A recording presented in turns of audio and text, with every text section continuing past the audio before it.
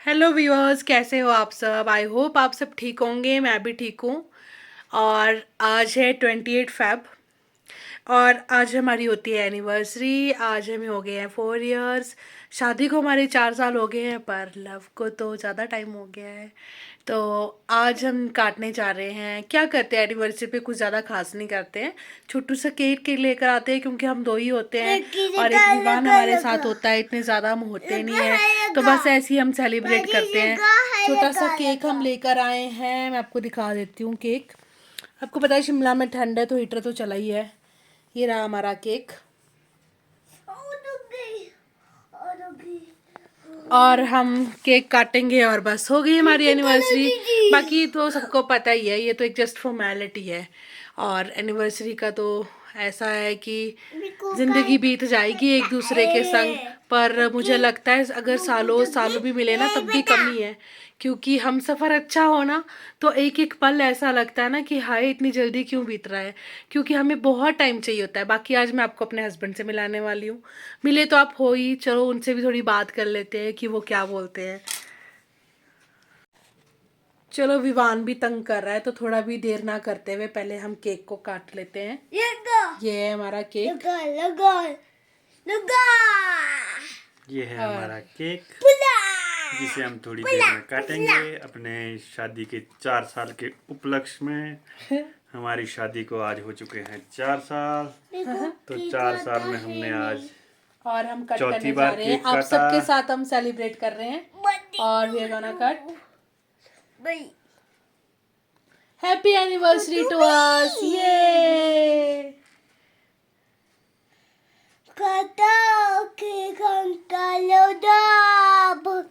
खिलाएंगे अपनी और मैं नहीं खाऊंगी, पहले खिलाएंगे हम अपने छोटे को। आजा छोटे छुटकू।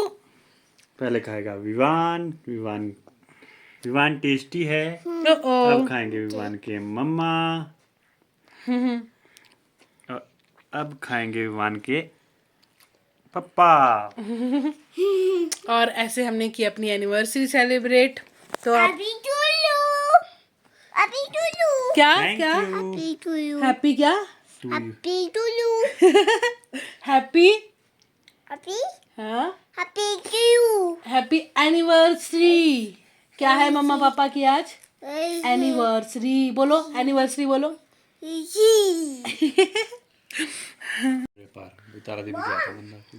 तो केक कर लिया है कट और खा भी लिया है। और विवान अभी खा रहा है क्योंकि बच्चा है, इसको तो टाइम ही लगेगा खाने को। गुल्ली गुल्ली क्या खा रहे हो। केक। टेस्टी है। ओके मम्मा ब्लॉग बना ले। क्या बना रही है मम्मा। ओके तो अब करती हूँ आपसे बात। तो मैं क्या बोलती कि आज मेरे हस्बैंड भी बात करेंगे, मिले तो आप हो ही इनसे। तो आज के व्लॉग में हम बातें ही करने वाले हैं। पहले तो अच्छा लगा आप लोगों के साथ मुझे केक कट करके, क्योंकि ऐसा लगा कि आप लोग भी देख रहे होंगे तो कुछ तो कोई तो बोलेगा ही, कॉन्ग्रेचुलेशन या ब्लेसिंग्स तो देगा ही। तो ऐसे नहीं लगा कि हम दो अकेले हैं। ठीक है, तो फिर आज आप इनसे बात कर सकते हो। ऐसे तो बैठते बड़े कम है बात करने के लिए, मतलब ऐसे वैसे मुझसे तो बहुत बातें करते हैं पर कैमरा पे बात नहीं करते हैं। तो आज ही करेंगे बात कैमरा पे। 4 साल का एक्सपीरियंस कैसा रहा, मैं ये पूछना चाहूँगी। 4 सालों का कुछ पता नहीं चला कैसे बीतते चले गया। अच्छा लगा। बिल्कुल। क्या आप ऐसा बोलोगे कि हाँ शादी करके तो देख तब तुझे पता चलेगा, ये बात बोलना चाहोगे। नहीं। आपको अच्छे लगता है मतलब सब कुछ। हाँ, मैं बिल्कुल आज भी वैसी लगती हूँ जैसे पहले लगती थी। बिल्कुल। क्या सवाल है, क्या पता जबरदस्ती हाँ कर रहे होंगे।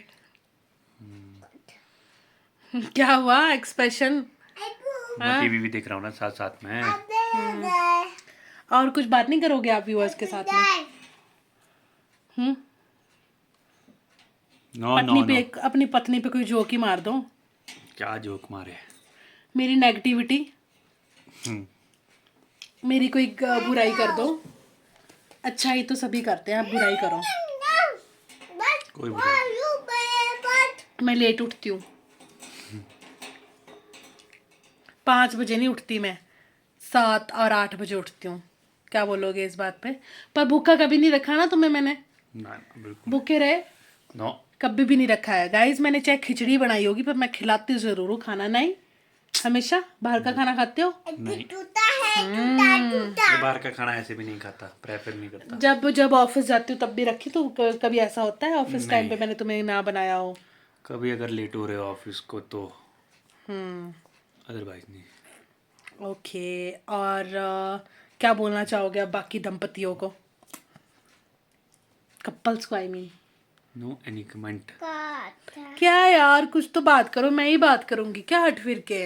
यश क्यों? ओ इवान, ये क्या हो रहा है? ये देखो कैसे कैसे खा रहे हो आप, गंदे गंदे काम। पैर को भी खिला रहे हो, कपड़ों को भी खिला रहे हो। नो इवान, ऐसा मत करो, अच्छे से खाओ। बच्चे के साथ अब मैं क्या बताऊं, अब कोर्ट स्टार्ट हो गए हैं। आजकल कोर्ट जा रही हूँ, 3 दिन हो गए कोर्ट जाते हुए। तो वापस से अब ऐसा हो रहा है ना, सुबह जाओ, फिर जाने से पहले अब ऐसा तो है नहीं कि हमने कोई मेड रखी है या रख सकते हैं, कि सबकी अपनी प्रॉब्लम्स होती है। अब पहले सबसे पहले घर का काम करो, फिर यहाँ से 9 सवा 9 बजे मैं निकलती हूँ, फिर जाम में फंसो, फिर 10 सवा 10 तक कोर्ट पहुँचो, फिर उसके बाद 12 2 3 बजे तक फ्री होके फिर मैं ऑफिस जाके फिर मैं 7 बजे घर पहुंचती हूँ। उसके बाद वापस आके काम करो। मतलब ज़िंदगी ऐसी लगती है ना, कुछ पता ही नहीं चल रहा है कि 3 दिन तो मुझे समझ ही नहीं आया, और वैसे ही आगे की ज़िंदगी भी बीतने वाली है। तो आज हमारी एनिवर्सरी थी, सोचा थोड़ी ब्लॉग बना लेती हूँ, बात कर लेती हूँ। पर एनिवर्सरी में हमने ज़्यादा कुछ नहीं किया है, सिंपल दाल चावल बनाया है, कोई कुछ डिशेज़ नहीं बनी है क्योंकि टाइम ही नहीं है, और बाहर हम गए नहीं खाना खाने क्योंकि रोज़ भी बाहर क्या जाना, और बच्चे को भी हम ले नहीं जाते हैं, घर का सिंपल खाना खिलाते हैं। तो बस एक केक ले आए थे, केक कट कर लिया, पूजा कर ली, हो गया। इतना ही है हमारी एनिवर्सरी का। बाकी मैं तो आपसे ये बोलूँगी कि मुझे नहीं लगता कि हमें कोई भी दिन सेलिब्रेट करने की ज़रूरत होती है, क्योंकि हर दिन ही सेलिब्रेट होता है अपने आप ही, क्योंकि रोज़ हर दिन नया कुछ ना कुछ है रोज़ करने के लिए। कोई दिन ऐसा नहीं जाता जिस दिन कुछ ना हो। भगवान, टेंशन ही टेंशन है लाइफ में, और मेरे जैसे पता नहीं कितने होंगे। और मुझे मतलब लग्जरी लाइफ तो मेरी है नहीं, जैसे कईयों का होता है ना, आज एनिवर्सरी है, गिफ्ट मिल रहा है। और मुझे शौक भी नहीं है उस तरह के कि मेरा पति मुझे कुछ लेकर आए।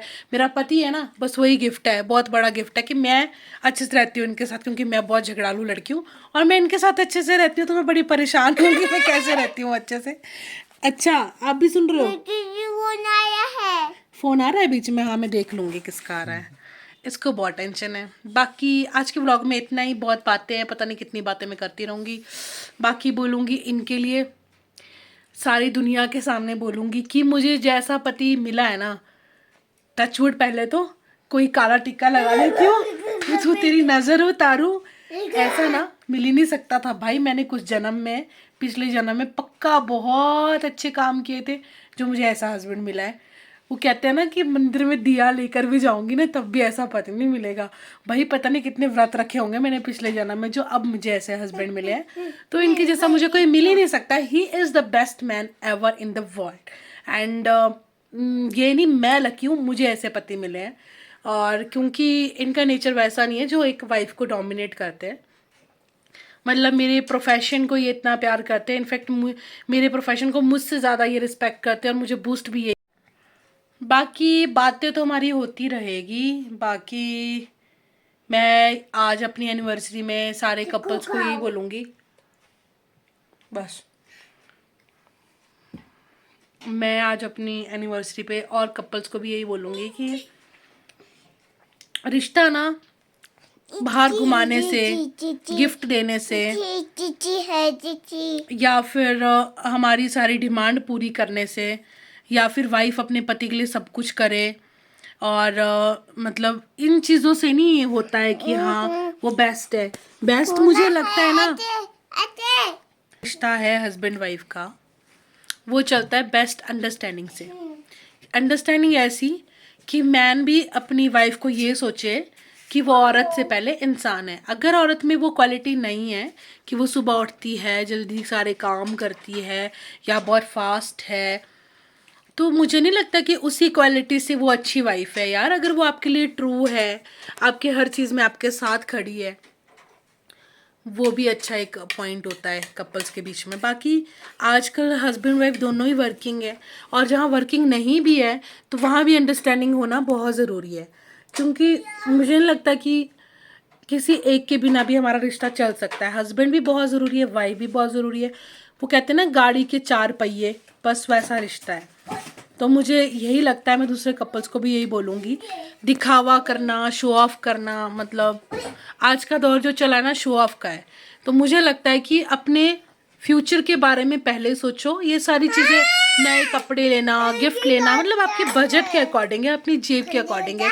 दूसरों को दिखावे के चक्कर में अपने घर में कलेश ना डालें।